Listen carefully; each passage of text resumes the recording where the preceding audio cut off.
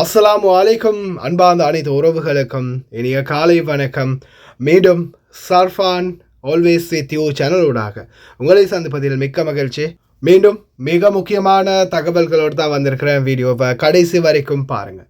தெரியாத நண்பர்களுக்கும் மறக்காமல் ஷேர் பண்ணுங்கள். வீடியோ பிடிச்சிருந்தா ஒரு லைக் பண்ணுங்கள், சப்ஸ்கிரைப் பண்ணுங்கள், மறக்காமல் பெல் பட்டனை மோல் செலக்ட் பண்ணுங்கள். அப்போ தான் நான் போடக்கூடிய ஒவ்வொரு தகவல்களும் உங்களுக்கு நோட்டிஃபிகேஷன் மூலம் கிடைக்கும்.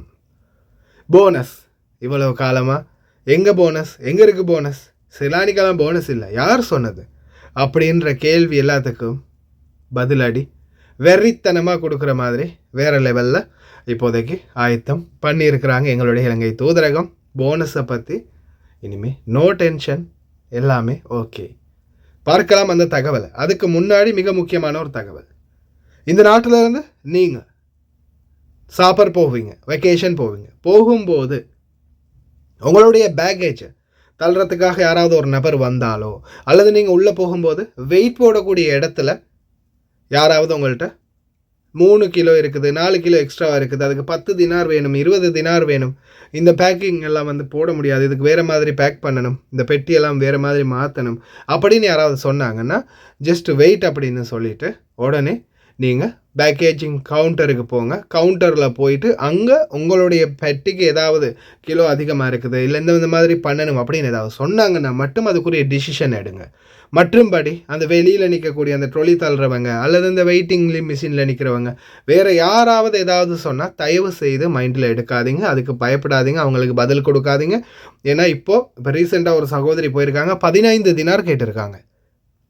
இந்த பேக்கின்லாம் மாற்றணும். அதே மாதிரி 3 கிலோ அதிகமாக இருக்குது, அதுக்கு 15 தினார் கொடுத்தா தான் விடுவோம், இல்லைன்னா அந்த பொருளெல்லாம் எடுத்து போய் டஸ்ட்பினில் போட்டுங்கன்னு. ஏன் டஸ்ட்பினில் போட்ட போது நீங்கள் எடுத்துக்கிறதுக்கா அப்படின்ற மாதிரி தான் இவங்களுடைய சேட்டைகள் இருக்குது. குறிப்பாக குவைத்துடைய T4 விமான நிலையம் உங்களுக்கு தெரியும், குவைட் ஏர்வேஸ் விமான நிலையம். தற்போது முன்னாடியெல்லாம் பார்த்திங்கன்னா ட்ரொலிக்காக மட்டுமே ஒரு குமியல் இருக்கும் ஆளுங்க. ஆனால் இப்போது பாருங்கள், நீங்களே இந்த ஃபோட்டோவில் விஷுவலில் பாருங்கள், 1 2 3 4 பேர் தான் இந்த ட்ரொலி தள்ளுறவங்களே கண்ணால் எண்ணித்தான் பார்க்க முடியும். ஏன்னா இப்போ ட்ரொலி தள்ளுறவங்கெல்லாம் ரொம்பவும் அறியுது. ஏன்னா சம்பளம் கொடுக்காததால் ஆரம்பத்தில் இது பற்றிய பிரச்சனைகளை பற்றி தான் நம்ம அப்டேட் பண்ணியிருந்தோம். சம்பளமெல்லாம் இல்லாததால் ட்ரொலி தள்ளுறவங்க கூட இல்லை. இருக்கிற ஒரு சிலர் இந்த மாதிரி ஃப்ராட் வேலைகளில் அதிகமாக ஈடுபடுறாங்க. தயவு செய்து யாருக்குமே 10% நீங்கள் கொடுக்க தேவையில்லை.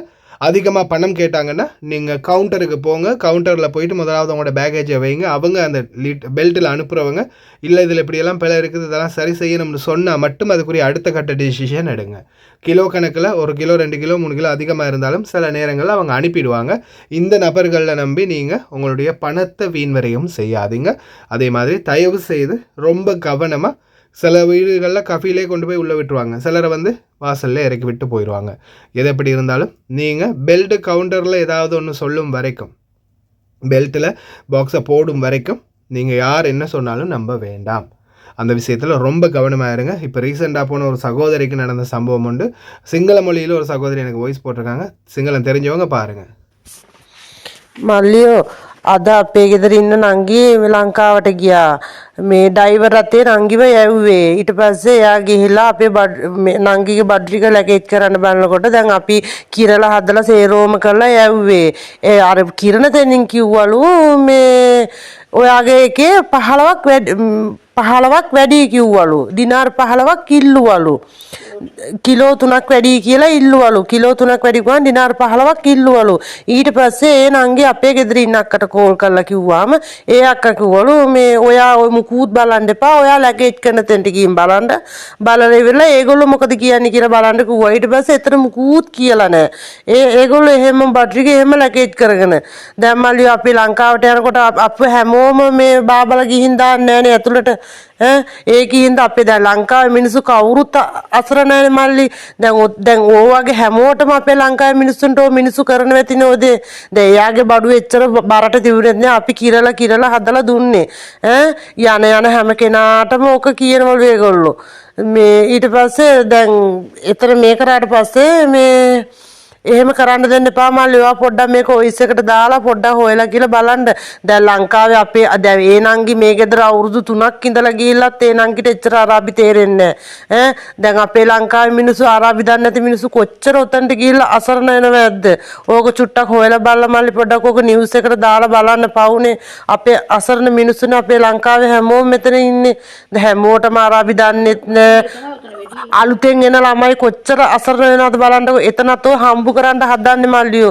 චුට්ටක් හොයලා කියලා මේ පොඩ්ඩක් බලන්න මල්ලි. කවුරුකුවත් අපේ ලංකාවේ අසරණ මිනිස්සු මේවා දුක් විඳලානේ යන්නේ මල්ලි. ලංකාවට ඒ යනකොටත් ඔතන ඩිනාර් 5 කියන්නේ අපිට ලංකාවට ගියාම මේ කොච්චර වටිනවද අපේ දරුවන්ට කන්න බොන්න දෙන්න. දැන් එයා මේ ගෙදර දැන් අවුරුදු 3ක් මේ ගෙදර ජීවත් වෙලා මල්ලි ඩිනාර් 10යි දුන්නේ මේ මිනිස්සයාට. ලංකා අවුරුදු 3ක් රස්සාව කරලා ළමයි 5 දෙනෙක් බලාගෙන ඉඳලා ඔක්කොම කරලා ලංකාවට යනකොට ඩිනාර් 10යි අතට දුන්නේ. කරන්න දෙයක් නැහැ. ඉතින් මමත් ඇවිල්ලා එතනට වැන්නා. ඉතින් වෙන ගෙවල් වලට යන්නත් බයයි. ඉතින් ඕම මමත් අවුරුදු දෙක කොහොම හරි ඉඳගෙන මමත් යනවා ලංකාවට ලබන අවුරුද්දේ. අනේ මල්ලියෝ චුට්ටක් හොයලා කියලා බලලා පොඩ්ඩක් ඕක නිවුස් එකට දාන්න. ලංකාවේ මිනිස්සු පවුනේ අපේ. இப்போ நான் என்ன சொன்னனோ அதை தான் அவங்களும் சொல்லியிருக்காங்க. முன்னாடியே போகும்போது அந்த எடை போடுறவங்க என்ன சொல்லியிருக்காங்க, 3 கிலோ அதிகமாக இருக்குது, 15 தினார் காசு கட்டணும் அப்படின்னு. சரி இருங்க வாரேன்னு அப்படியோ ட்ரொலியை தள்ளிட்டு முன்னோக்கி போய் அவங்க பெல்ட்டில் கொண்டு போய் வச்சுருக்குறாங்க. வச்சுட்டு பார்த்தா பெல்ட்டில் எல்லாத்தையும் ஓகே சீல் பண்ணி உள்ள அலோவ் பண்ணிவிட்டு ஓகே நீங்கள் போங்க அப்படின்னு சீல் பண்ணி கொடுத்துட்டாங்களாம். அதுக்கப்புறமா நாட்டுக்கும் போய் சேர்ந்துட்டாங்க. அதுக்கப்புறம் தான் இந்த தகவலை போட்டாங்க. எந்த ஒரு பிரச்சனையும் இல்லை, இவனுங்களை நம்பி யாரும் ஏமாற வேண்டியதில்லை, நீங்கள் டைரெக்டாக அவங்களுடைய லக்கேஜை தள்ளிட்டு பெல்ட்டுக்கு போங்க, பெல்ட்டில் போயிட்டு அவங்க அதை எடுத்து வச்சு செக் பண்ணி சீலை குத்தி தந்துட்டாங்கன்னா அதுக்கப்புறம் டைரெக்டாக உள்ளே போக வேண்டியதுதான். எந்த ஒரு பிரச்சனையும் இல்லை.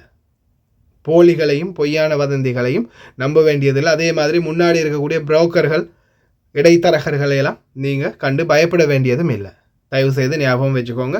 ஏர்போர்ட்டில் இந்த மாதிரி யாராவது உங்கள்கிட்ட பணம் கேட்டால் சம்மந்தப்பட்ட யாராவது ஒருத்தர் போய் உயர் அதிகாரிகள் இருந்தால் அவங்கள்ட்ட முறைப்பாடு செய்யுங்க. போனஸ் போனஸ் போனஸ் போனஸ் நிறைய பேர் இந்த போனஸுக்காக இப்போதைக்கு வரைக்கும் ரொம்பவும் கஷ்டப்பட்டு கொண்டு இருக்கிறாங்க. ஒரு சிலர் அரிதாகவே எடுத்துகிட்டு போயிட்டாங்க. ஆனால் இனி வரக்கூடியவங்களுக்கு, இலங்கை தூதரகத்தில் எக்ரிமெண்ட்டோட லீகலாக இந்த நாட்டுக்கு வரக்கூடியவங்களுக்கு நோ டென்ஷன். Also mention இதோ an end of service bonus payment equivalent to 1 month salary for every year served by the second party domestic worker at the end of his her contract.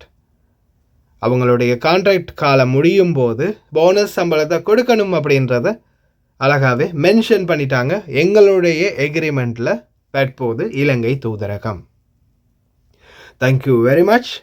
ஆனால் அல்ஹம்துலில்லாஹ் அதுக்கான முயற்சிகள் இப்போது மாஷா அல்லாஹ் நிறைய பேர் போனஸுக்கு போட்டுட்டாங்க, போனஸை எடுக்கலாம், நீங்கள் இங்கே பாருங்கள் சந்தோஷமான செய்தி, மகிழ்ச்சியான செய்தி அப்படின்னு போடக்கூடிய நிறைய பேர் ஆரம்பத்தில் போனஸா அதெல்லாம் கேட்டு இருக்கிற இடத்துல பிரச்சனையை உண்டாக்கிக்காதீங்க.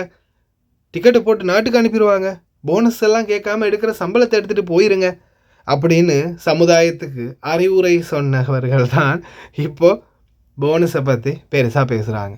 அல்ஹம்துலில்லாஹ் யார் எப்படி சொன்னாலும் போனஸுக்குரிய ஏற்பாடு இப்போது புதிய விசாவில் வரவங்களுக்கு அப்போ நாங்கள் முன்னாடியெல்லாம் இருந்து இருக்கிறவங்களுக்கு அப்படின்னு கேட்டிங்கன்னா உங்களுக்காகத்தானே இவ்வளோ கஷ்டப்படுறோம். இப்போது இலங்கை தூதரகம் தனிச்சையாக நேரடியாக உங்களுக்கான உதவிகளை வழங்குறாங்க.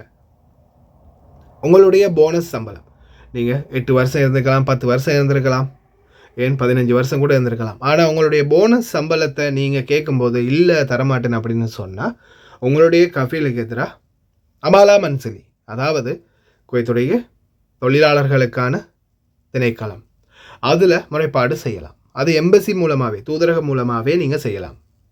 இப்போது இலங்கை வெளிநாட்டு வேலைவாய்ப்பு பணியகம், அதாவது நீங்கள் பீரோவில் ஒரு கம்ப்ளைண்ட் ஒன்று பண்ணணும், எனக்கு இந்த மாதிரி நான் என்னோடய கான்ட்ராக்டை முடிச்சுட்டேன், எண்ட் ஆஃப் கான்ட்ராக்டுக்குரிய சர்வீஸ் மணி வந்து தரமாட்டேங்கிறாங்க, என்னுடைய சம்பளத்தில் தான் டிக்கெட் போடுவேன்றாங்க, இப்படிலாம் பிரச்சனை இருக்கு இல்லையா, 2 மாதம் சம்பளம் பாக்கி இருக்குது தரமாட்டேங்கிறாங்க.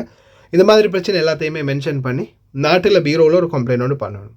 போகிறதுக்கு 1 மாதத்துக்கு முன்னாடியே நீங்கள் இவங்களோட பேசி பார்த்துட்டு சரி வரல அப்படின்னா தான் இந்த முயற்சி எடுக்கணும். ஏன்னா இதுக்குரிய எல்லா செட்டில்மெண்ட்டும் நாங்கள் இங்கே அல்ஹம்துலில்லாஹ்னு எங்களுடைய முயற்சியால் பண்ணிட்டோம். இனி வரும் காலங்களில் உங்களுக்கு போனஸ் எடுக்கிறதுக்காக பர்பரான ஒரு கம்ப்ளைண்ட்டை போட்டுட்டு எம்பசிக்கு அறிவித்ததுமே எம்பசியால் உங்களுக்கு கால் பண்ணுவாங்க. உங்களுடைய மொத்த டீட்டெயில்ஸையும் நீங்கள் அப்டேட் பண்ணினதும் அந்த டீட்டெயில்ஸ் எல்லாத்தையுமே எடுத்து தூதரகமே உங்களுடைய பிரச்சனைகள் அனைத்துக்குமே தீர்வுகளை பெற்றுக் கொடுத்துருவாங்க. அதிகாரிகள், அதாவது ஒரு மேடம் சரி, ஒரு சார் சரி, யாராவது ஒருத்தர் பேசுவாங்க. பேசும்போது அவங்களுடைய நம்பரை நீங்கள் நோட் பண்ணி வச்சுக்கொள்ளுங்க. அதுக்கு அடுத்த கட்டமாக கஃபீலோட பேசணுமா, என்ன செய்யணும், எது செய்யணும் அப்படின்ற எல்லா முயற்சிகளையும் தூதரகம் முன்னெடுப்பாங்க. ஆனால் கட்டாயம் நீங்கள் பீரோவில் ஒரு கம்ப்ளைண்ட் போடணும். அதே போல் போனஸ் சம்மந்தமான இன்னொரு விடயம் என்னென்னா, லீகலாக நம்ம போகும்போது உங்களுடைய எக்ரிமெண்ட்டில் சாதாரணமாக மென்ஷன் பண்ணியிருக்கிற சம்பளத்தை தாண்டி நீங்கள் எவ்வளவு அதிகமாக வாங்கியிருக்கீங்களோ அது ஒரு வேளை கழியும். சிலர் வந்து கொடுத்துருவாங்க, அதை பற்றி இது பண்ணிக்க மாட்டாங்க, வரி பண்ணிக்க மாட்டாங்க. ஆனால் ஒரு சிலர் இல்லை, நான் இவ்வளவு தினார் நான் சம்பளம் கூட கொடுத்துருக்கேனே, என்னுடைய எக்ரிமெண்ட்டை விட அதிகமாகவே நான் சம்பளம் கொடுத்துருக்கேனே அப்படின்னு அவங்க அந்த கணக்கை கூட்டி பார்க்கலாம். ஒரு வேளை 10 தினார் அதிகமாக கொடுத்துருக்காங்க, 4 வருஷம் வேலை செஞ்சுருக்காங்க, அதில் 2 வருஷத்துக்குரிய சம்பளத்தில் 10 தினார் கூட்டி கொடுத்துருக்காங்கன்னா அந்த 10 தினார் ஒவ்வொரு வருஷத்துக்கு முடியும் அந்த 10 தினாரை கழிச்சிட்டு, இப்போ சாதாரணமாக 4 வருஷத்துக்கு ஒரு 480 தினார் வருதுன்னு வைங்களேன், 120 தினார் மேனிக்கு.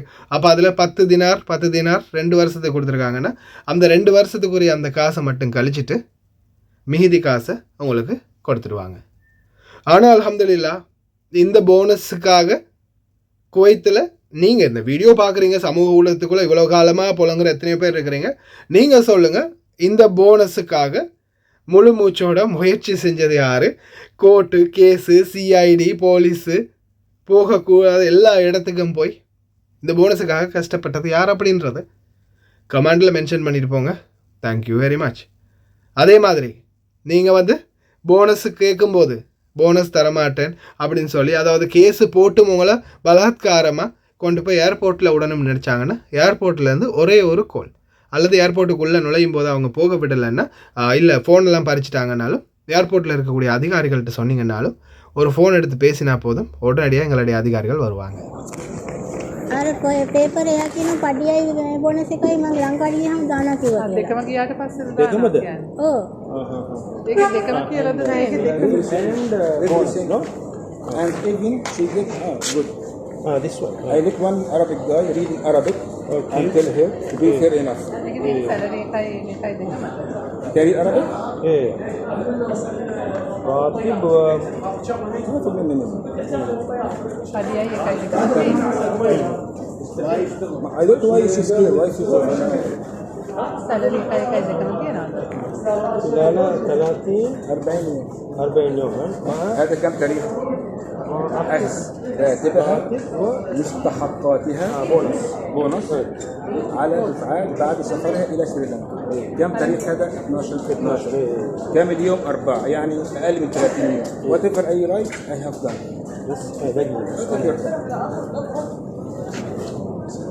مدالا ඒ කියන්නේ මෙයාගේ නම.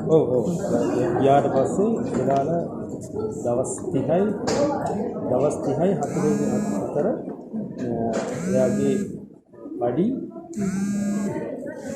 போனஸ் முஸ்தகா. இந்த மாதிரி உடனடியாக எங்களுடைய அதிகாரிகள் நேரடியாக ஏர்போர்ட்டுக்கே வருவாங்க. வந்து இது சம்பந்தமான பிரச்சனைகள் உடனே அந்த இடத்துல வச்சு விவரித்து உங்களுடைய பணம் அவங்க வந்து இப்போ கொடுக்க முடியாது அப்படின்னாலும் உடனே அவங்களுடைய சீல் ஐடி எடுத்து காப்பியை எடுத்து பேப்பரில் உடனே அங்கனைக்கு சைன் வாங்கி அவங்களுடைய அக்கௌண்ட் நம்பர் டீட்டெயில்ஸ் எல்லாம் கொடுத்து இதுக்கு இத்தனை நாளைக்குள்ளே இத்தனை மாதத்துக்குள்ளே போடணும், போடலைன்னா நாங்கள் இங்கே எம்பசியாலே உங்களுக்கு எதிராக வழக்கு தொடருவோம் அப்படின்னு சொல்லுவாங்க. அதுக்கப்புறமா நீங்கள் நாட்டில் ஒரு லோயரை பிடிச்சி, ஒரு லோயர்னா சாதாரணமாக பவர் ஆஃப் பட்டாணி உண்டு. நான் இந்த பவர் ஆஃப் அத்தாரிட்டியை வந்து நான் வந்து இலங்கை தூதரகத்துக்கு வந்து ஒப்படைக்கிறேன், இவங்க என்னுடைய கேஸ் எடுத்து நடத்துவாங்க அப்படின்ற ஒரு சைன் வச்சு அங்கே நாட்டில் ஒரு லோயரோட சீலோட ஒரு சைன் வச்சு ஓகே பண்ணி நீங்கள் சென்ட் பண்ணினா போதும். இங்கேயே உங்களுடைய காசு எல்லாத்தையும் தூதரகமே அந்த வழக்கை வாதாடி எடுத்து உங்களுக்கு நாட்டுக்கே அனுப்பி வச்சுருவாங்க உங்களுடைய அக்கௌண்ட்டுக்கு. என்ன மக்களே, புதுசாக இருக்குல்ல? இதை விட இன்னும் நிறைய பார்ப்பீங்க இன்ஷா அல்லாஹ். எங்களால் முடிஞ்சது தொடர்ந்துமே உங்களுக்காக நிறைவேற்றி தர தயாராக இருக்கின்றோம். இலங்கை தூதரகத்துக்கும் இந்த விடயத்தில் நன்றிகளை தெரிவித்துக் கொள்கின்றோம். ஓகே ஃப்ரெண்ட்ஸ், கடைசி வரைக்கும் பார்த்து எல்லாருக்குமே ரொம்ப நன்றி. தெரியாத நண்பர்களுக்கும் மறக்காமல் ஷேர் பண்ணுங்கள். வீடியோ பிடிச்சிருந்தா ஒரு லைக் பண்ணுங்கள், சப்ஸ்கிரைப் பண்ணுங்கள்.